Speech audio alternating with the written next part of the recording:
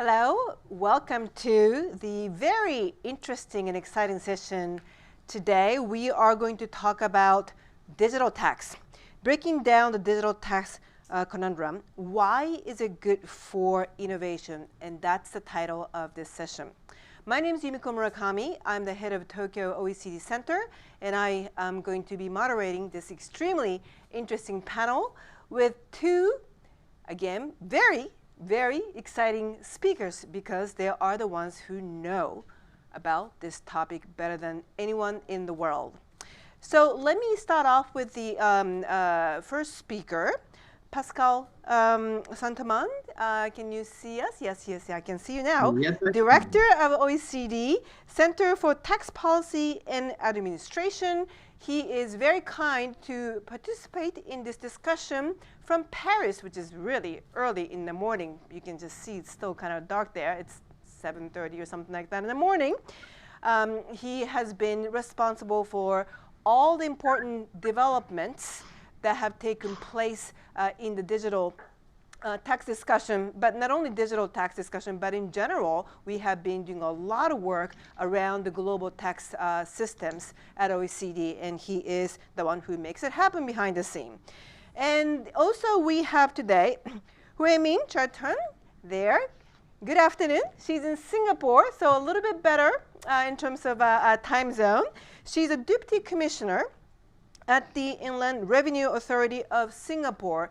She is one of the most active and very also very useful discussants and participants in the discussions that have been taking place at OECD, but also other venues when it comes to discussions around the taxation, especially global taxation issues. So I am sure many of you today watching this session scratching their head and thinking, what is it really? What is digital tax that we're going to talk about? So I'm going to make it very easy for you.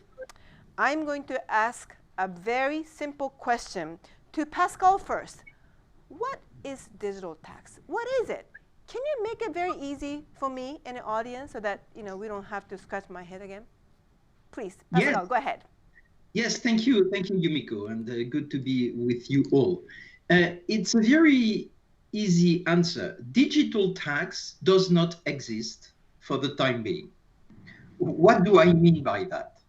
You have corporate income tax. Corporate income tax is the tax on profit paid by companies, including multinational companies, and multinational companies will pay corporate income tax in the countries where they operate. They will have a headquarter in Japan, they will have a center for distribution in Singapore, they will have activities in China, and they will pay taxes in Japan, in Singapore, and in China.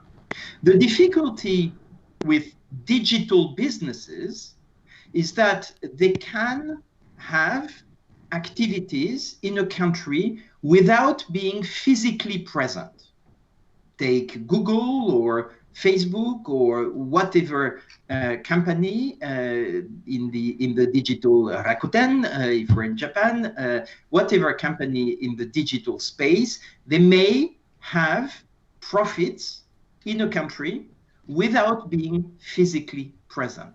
And that has triggered what we call the digital tax debate, because countries, in particular market economies, where the profit is made, because you have the consumers of the digital service or the buyers of digital goods, these countries say, we would like to tax the profits of these companies as we do tax the profits of other multinational companies. And the reason why they cannot tax these profits is that international tax rules, the way governments across the world interact with each other, international tax rules date back to the last century, the 1920s, and they provide for a country to tax a foreign company only when this foreign company has a permanent establishment, a physical presence, a fixed place of business on their territory. And we all understand that digital companies, because they have scale without mass, They can operate in a country without the need of a physical presence. And that's the tension we have currently in the international system. Do we change the rules, but we would need all the countries to allow the market jurisdictions to tax these activities? And after all, if you create a new nexus, a new right to tax without physical presence, you also need to change what we call the profit allocation rules. How much profit will you allocate to the market, which would not be limited to digital companies. So starting with the digital issue, you come up with a revision of the rules which go much beyond digital companies. So either you change the rules or you cannot change the rules, and then countries are frustrated. They're frustrated because the US or other countries don't want to change the rules, and therefore they cannot tax these companies because the tax treaties prevent them from doing so. And that's why a number of countries, France, for instance, but also Italy, the UK, Turkey, and other countries, have decided to try to tax digital through their own way. It cannot be on profit, so they go on transactions, and they introduce digital taxes, which are tolls, taxes on transactions of digital companies, of highly digitalized companies like Google, Facebook, advertisement model, or the platforms like Airbnb or Uber. So they take, like the French, 3% on all transactions, which is no longer a tax on profit. So to make short this long answer, what is a digital tax? For the time being, these are the promises or threats of digital taxes, taxes on transactions from a number of countries, which are frustrated that we do not have yet a reform of international tax, which would allow them to tax the profits of digital companies and other companies. Well, thank you. Pascal, did you say the current international tax systems were constructed 100 years ago? Did I hear it correct? Absolutely. The Model Tax Convention, the model on which the 3,500 bilateral treaties between countries are constructed, this model was originally drafted in 1928. Now, it's been changed since then, and the OECD's core business is to update the Model Tax Convention, but the frame has not changed. And what is challenged today is precisely this frame. It's probably time to think out of the box, out of the frame. And that's what we are trying to do with 137 members in the inclusive framework. And one of the members, guess what, is Singapore, represented by Huey. Wow, okay.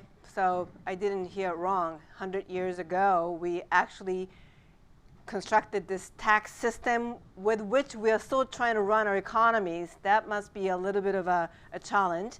So let's move on to Huey. I would like to ask you a question that's more relevant to perhaps our Asian audience. So Pascal described what this digital tax is all about. What does that really mean to you and me? We're in Asia, you're in Singapore. A lot of the audience today are probably based in Asia. What does that mean to our region? What does it mean to Singapore? Yeah, thank you, Yumiko. I should say that yes, indeed, digital service tax, as we have heard about, is really something that we have seen being proposed in a number of the EU member states. And more recently, we've heard the announcement from Canada.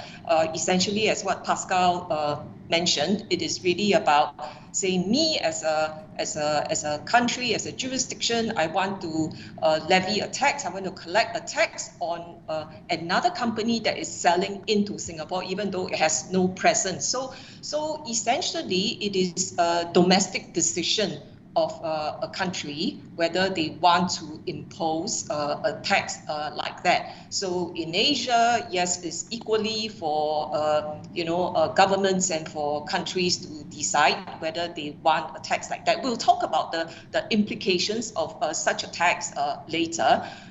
So in our region, I should highlight that by and large, what most Asian countries have done is to deal with remote selling of services into a country by way of the consumption tax, which is, you tax, you levy a tax, but the incidence of the tax falls on the consumer. So this is to be distinguished from a digital service tax, as is commonly mentioned today, which is a tax on the gross revenue of the company that is selling the digital services. So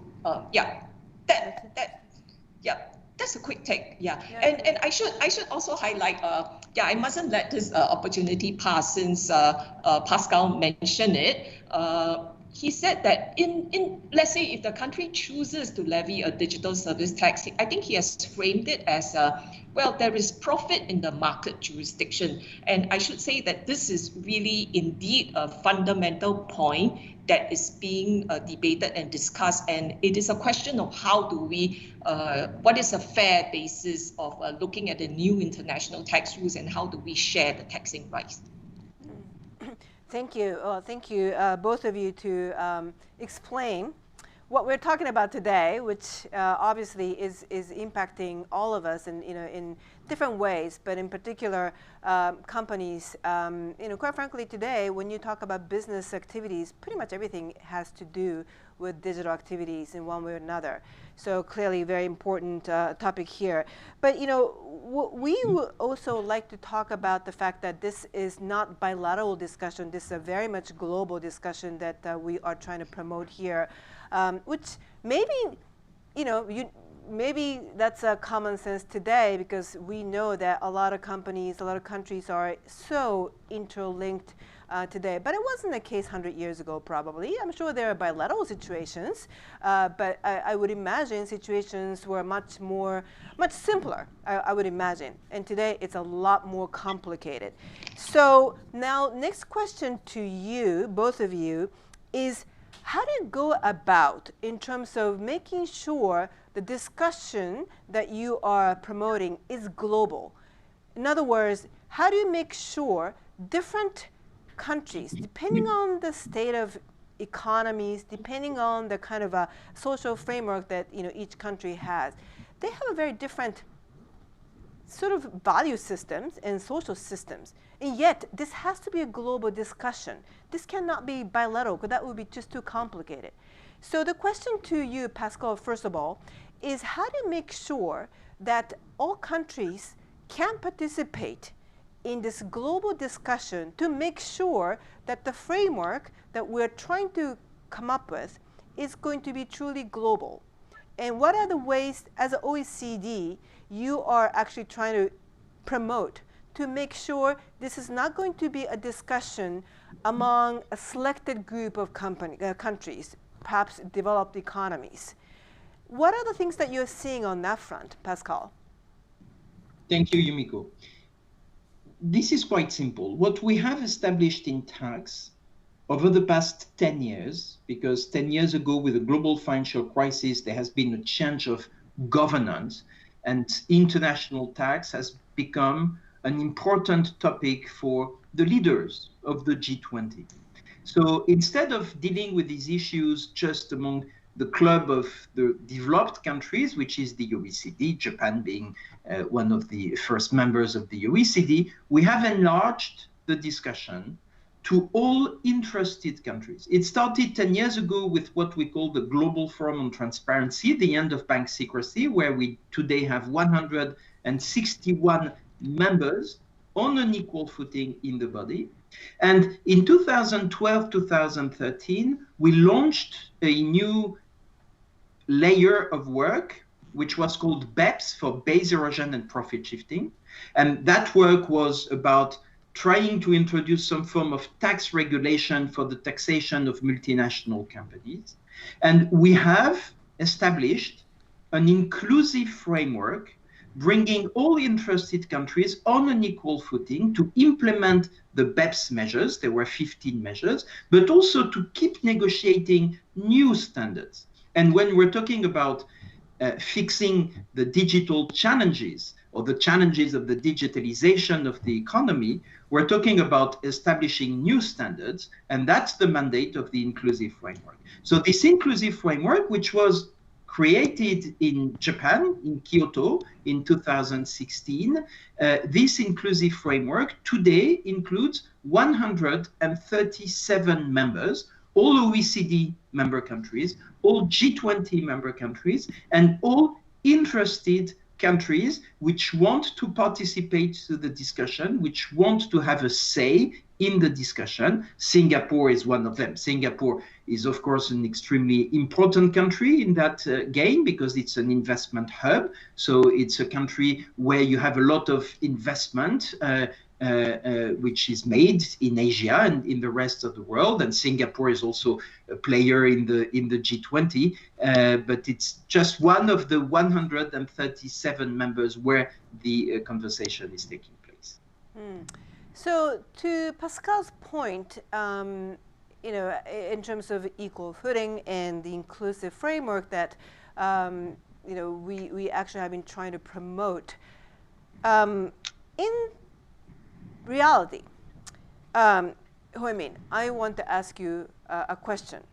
In reality, does it really work when you are dealing with countries that are at the different stages of economic development? Especially in Asia, we see a country like Singapore, highly developed, but there are other countries in Asia which are not, you know, at the same stage of economic development. So when we talk about an inclusive framework and equal footing, in reality, is it really that easy? Aren't there issues and challenges because of different stages of economic development? It's fair to say that in any multilateral discussions, the process will not be an easy one. That's realistic. However, in the case of an inclusive framework that is set up to deal with BEPS and you know, how do we, what kind of new international tax rules are we going to formulate? The process, I think, is working as well as any multilateral forum can possibly be for a few reasons. Because one is structure. The structure is such that there are two different levels at which the conversation takes place. One is a very technical level at which Singapore is quite well represented as well. And this is where we do a lot of heavy lifting in the technical discussions. And then there is another level, which is a steering group level, which is a more policy-oriented level, which you know, Pascal and his team has also taken care to assemble a group of jurisdictions with interests that are representative of the economic profile, and so discussions occur at the two different levels, and it is facilitated by the fact that OECD has a pretty strong institutional capacity in tax. Yeah. Okay. So again, being very sort of candid, what are the hardest challenges? Pascal, when you get up in the morning, you go to work and you're like, oh, I got to deal with this again. You know, as a head of tax office here at OECD, I'm sure there are a lot of headaches.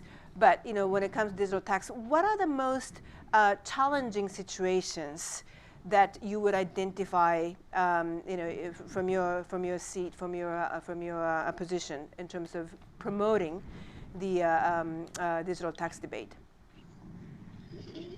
There are many challenges. The first of them is you deal with sovereign countries. They are sovereign from a tax perspective. They are sovereign in the, in the international framework, and therefore they may decide not to join. Now you have different countries. You have smaller countries, bigger countries, and you have countries like the US or China or Japan. And of course, as most of the multinational companies will be headquartered in a handful of countries, and in particular in the US.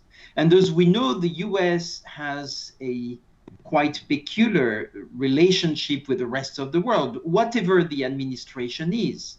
They have a quite unilateral vision of the world.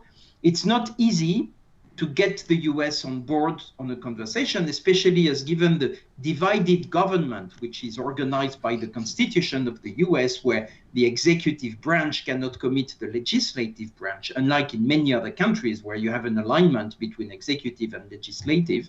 It's quite difficult to bring the US to be part of the solution, and they must be part of the solution, because without them, given that most of the multinational companies are American companies, it's very difficult. So that's the first challenge.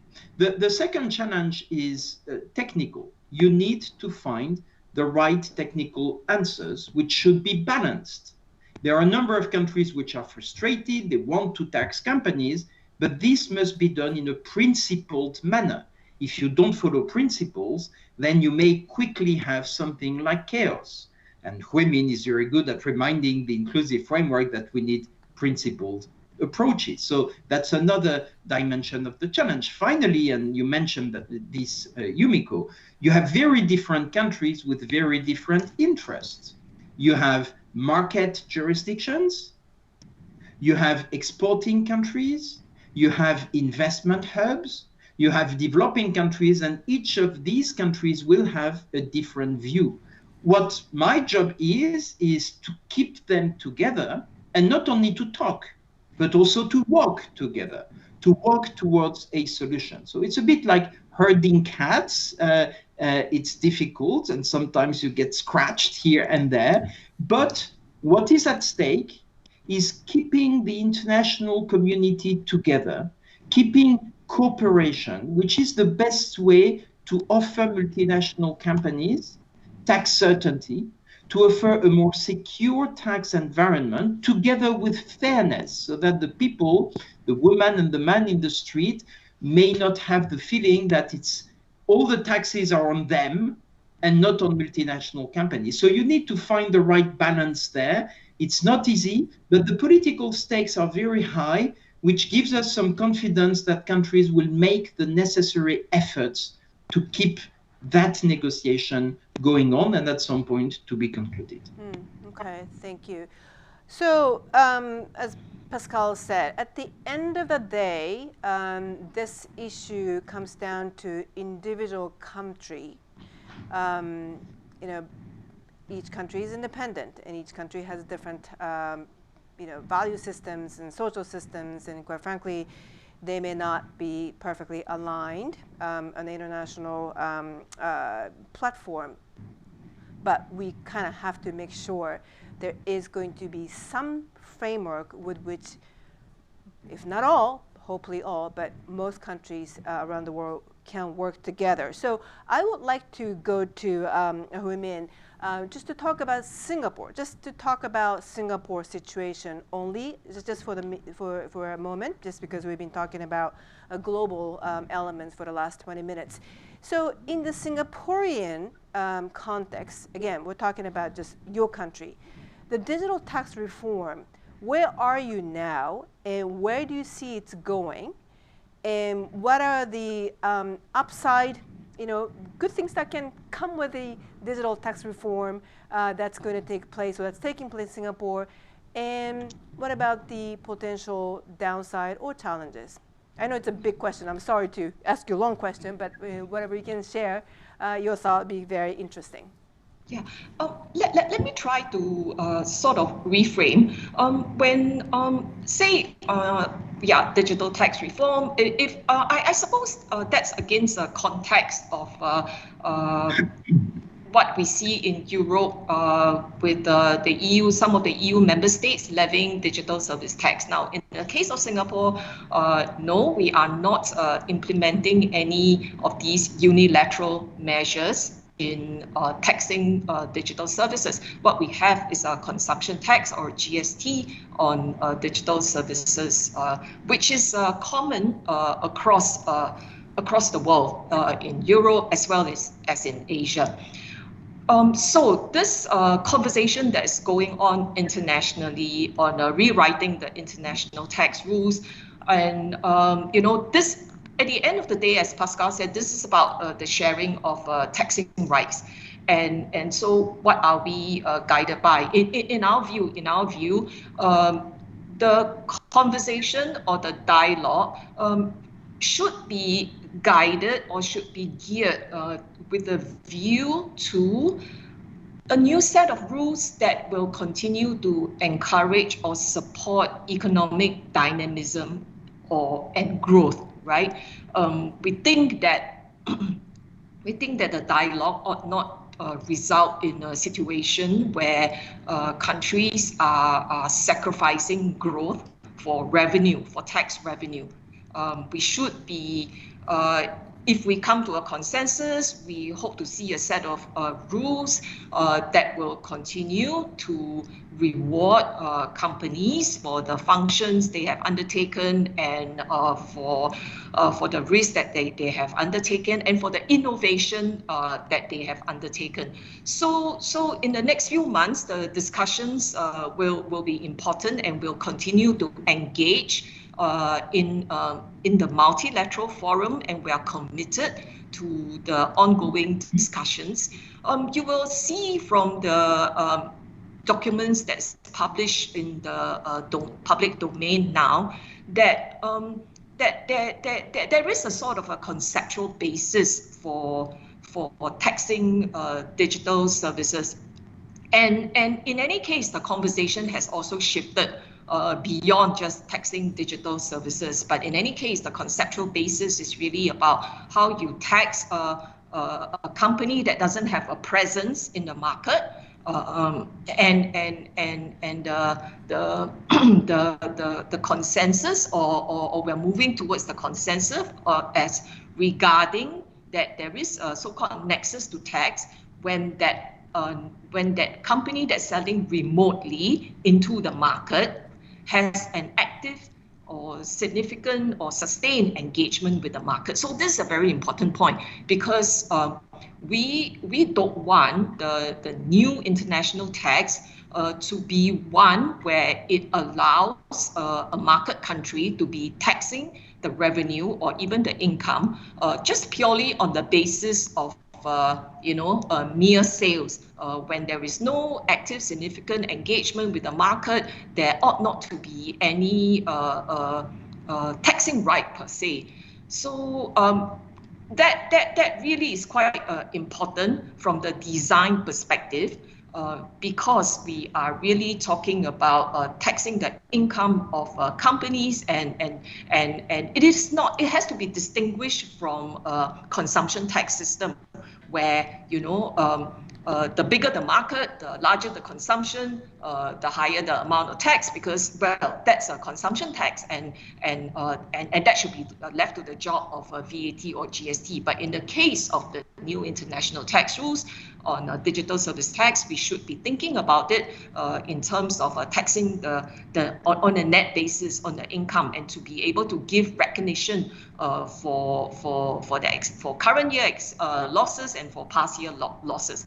It is important from the company's perspective if we are going to ensure that the new tax rules continue to promote economic growth and innovation. Thank you. I mean, it's so true that now, we've been working remotely. By the way, OECD, we've been working remotely for the last how many months? I don't know. It's something like almost 10 months or so. Looks as if it's going to be the case for a little longer, and I'm sure it's the same with many other countries. Japan is a little bit more relaxed, but still. And I think this really goes to show you how quickly our economy is being digitized. It's been going on for a while, but I think the coronavirus crisis really has put a lot more pressure in terms of how quickly we transform ourselves, not only just the day-to-day activities, but in business models. And I think the digital taxation, digital tax discussion really needs to pick up a lot of momentum and speed, because as we're doing this, we're doing digital. Three of us are just doing this from three different locations, which is now the reality. So I think the reality check number one, it is this is the world we live in, and the coronavirus really kind of pushed this new reality at a much faster pace in terms of how quickly it's moving. So I want to actually touch upon the innovation side of discussion, because this is part of the panel discussion. We've been talking a lot about the rule making from a regulatory perspective, perhaps for global community here. But what do you think is the impact in terms of the digital global digital tax scheme might have on the general, I would say, culture to promote innovation and new companies in particular?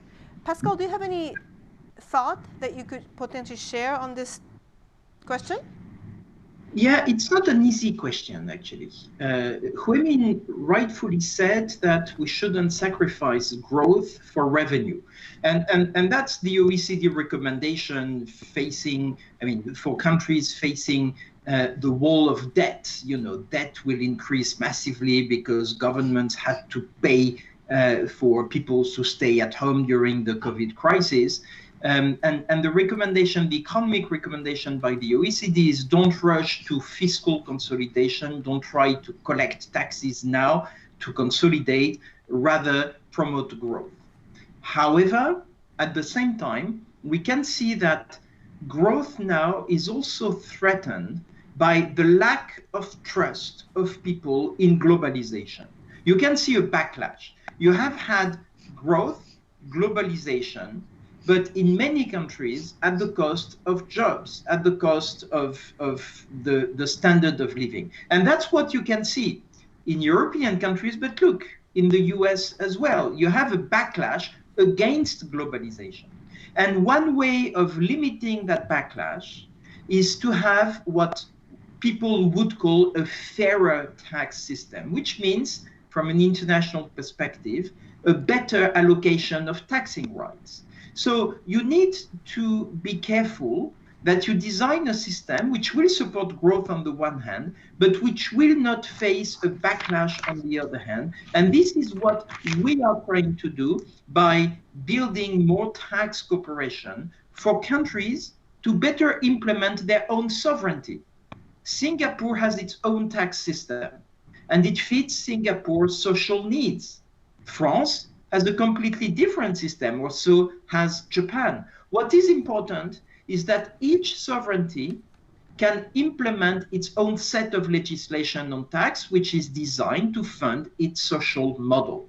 And what we have seen over the past 20 years is that globalization, or 30 years, globalization has undermined the real sovereignty of countries. And this is what we are trying to restore with some form of tax cooperation. If we don't do it, the risk we face is that countries will take unilateral measures. They will protect their sovereignty in an aggressive manner instead of a coordinated manner. And I think this is the challenge. What is the trade-off between supporting growth, and Huey is absolutely right, but at the same time, supporting long-term growth by making sure that countries don't close themselves down against globalization, which would be no longer sustainable. And that's where the situations are very different between Singapore, Germany, developing countries, the US, and a few other countries. And that's one of the challenges we are facing in the inclusive framework at the OECD. The question of trust. Very heavy, very important. I would love to just pick your brain in terms of how you think about this question of trust, especially from the regulatory perspective. As you said, balance between growth and also the needs for regulations. And there has to be this question of trust. You have to have a trust, from the business community, from industries. They need to be able to say, yes, this is a fair system, we can live with it and grow business at the same time. Do you have any thought in terms of what you hear, from your counterparts from the business world in terms of what they want to see in you when it comes to trust? Yeah. I think first of all, we agree that for the solution, for the consensus solution for the long term to work, it has to be sustainable, has to consider fair, equitable sharing of taxing rights between countries, and also consider the perspectives of the businesses. The current situation is far from desirable, because in a landscape where different countries choose to implement their own form of a digital services tax, it makes for a very fragmented landscape that makes it difficult for businesses, because each country will have their own form of a way of defining what's taxable and what's not. So it's extremely complicated. It can result in overtaxation and a lot of tax uncertainty. Hence, I think the promising direction we're seeing are countries willing to come together to forge a new consensus. So that is a first step towards building trust, and we are very committed to the process of coming to eventual consensus solution. So that's important. And second, when it comes to the sharing of taxing rights, yes, different countries will have different policies, and on the one hand, there's a revenue needs. On the other hand, we must always remember that we should be guided by the direction that, the environment should continue to support growth and enterprise. And to our mind, in our view, in a fair and equitable system, will be one where, yes, if there is a global consensus to allocate more taxing rights to the markets, it should remain that the location, the jurisdiction, or the country that hosts the company will continue to enjoy the majority of the profits, or the taxing rights to the majority of the profits, because after all, it is that host country that provides the institutions and institutional support, the environment, and the infrastructure for the company. And of course, the company where substantive activities are, that would be the place where the majority of the profit should continue to reside. So to our mind, we should be thinking of growing the pie and coming to a system where there is where it recognizes what digitalization has done to all our economies, and for this to be sustainable, the views of the perspectives of the businesses are important, and businesses ought to be also looking at contributing to the consultation that is ongoing right now. But top on our mind in this whole process is also about a future system that considers giving fostering an environment where businesses can have early certainty.